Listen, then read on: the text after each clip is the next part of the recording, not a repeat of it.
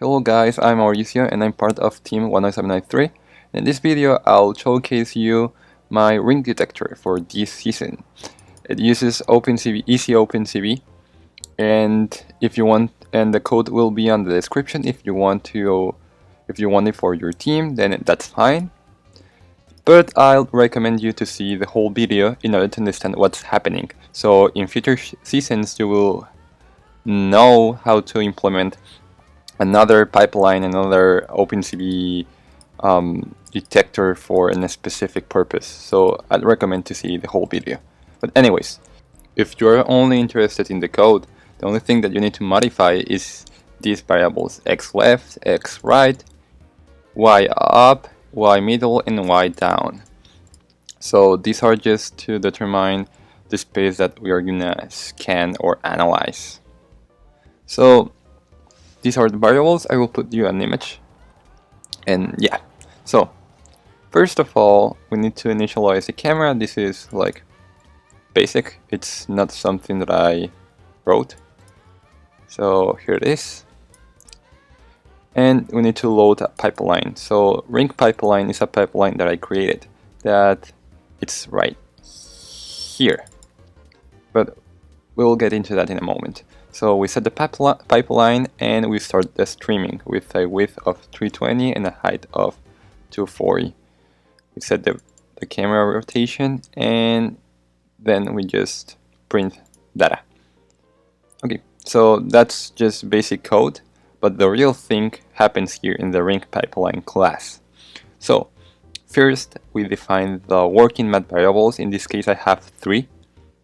I have my JCRCB math, which is a color channel, another math, which is only CB, which is one of these three channels, and the threshold math.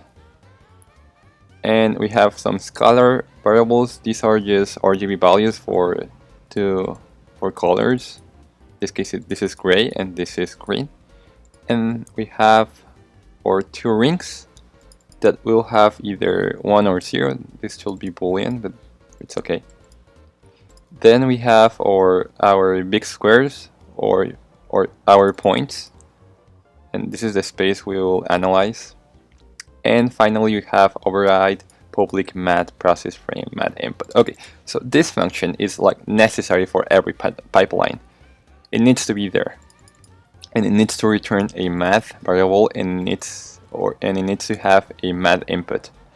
So the input is the math, or is the math that the camera will input. So whatever the camera is seeing, it'll be here in the math, in the input variable, and then we can work with everything. Now comes the fun part.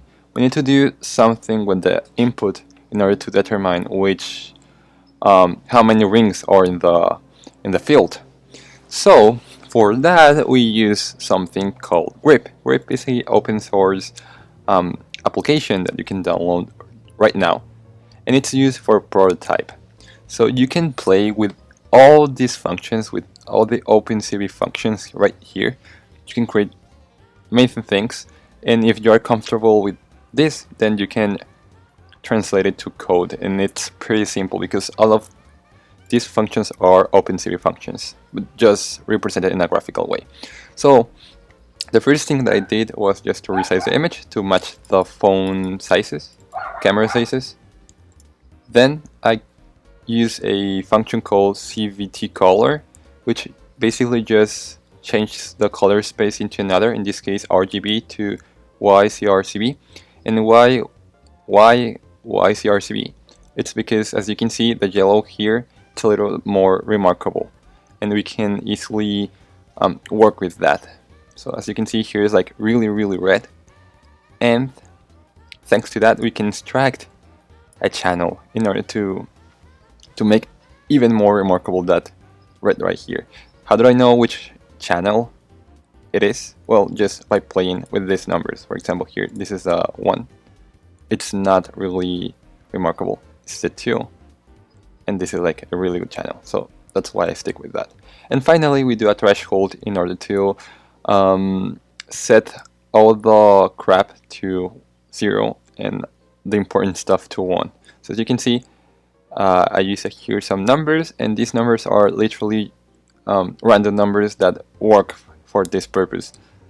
You need to play with those numbers and until it's what you want. In this case, this is the result, and I really like that because, you know, when we export this to a math, the values that are white will be 1 and the values that are black will be 0.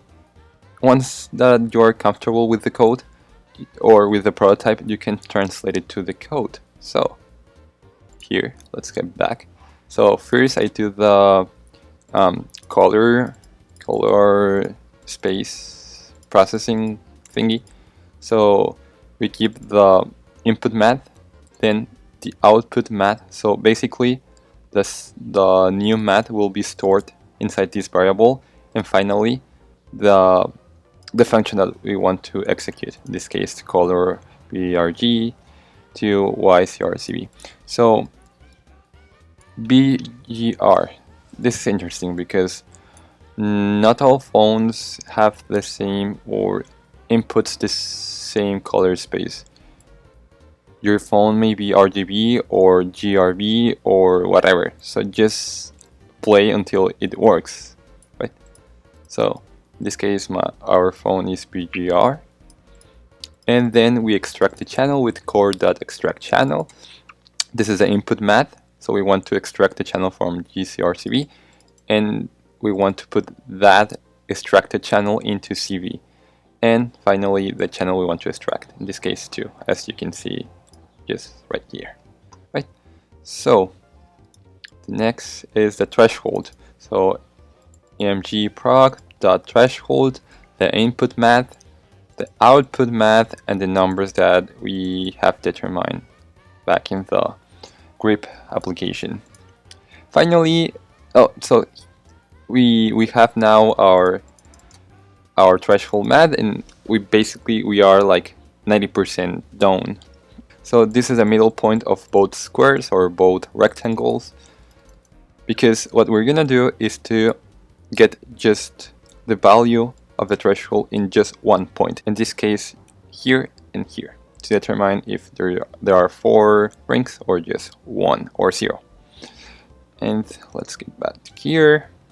This is a middle point, and here is the function to get the value of the threshold math. So it's basically just an array name and threshold math.get the point that we want to get, and the same with the other rectangle.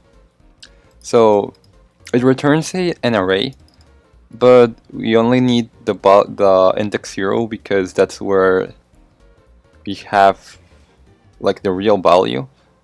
So that's why we use like index 0. And finally, we just draw the squares or the rectangles. So we use mgproc, that rectangle. The math that we want to draw on, in this case the input math, 1 point, another point, the color, and the thickness. Same here. And for circles, a little bit different. So it's the math, the input math, a point, the radius, the color, and the thickness. So if both rings are 0, that means that there is something there, or both rings were found. Then just turn that previous rectangle into green. Same here with the circle, and if the ring 1 is 0 or exists, then turn that rectangle to green and this to green too. And if nothing happens, then just don't draw anything. So we return the input because that's part of the function, and this is the returning. This is a thing that we will see in the phone screen, the input. So that's why we draw in the input math, because we want to see the drawings in the camera or in the screen phone, I mean. So that's basically it. That's everything. It's really simple, and if you want, you can read the documentation, and if you have any troubles, just let me know. And yeah, that's it. Thank you.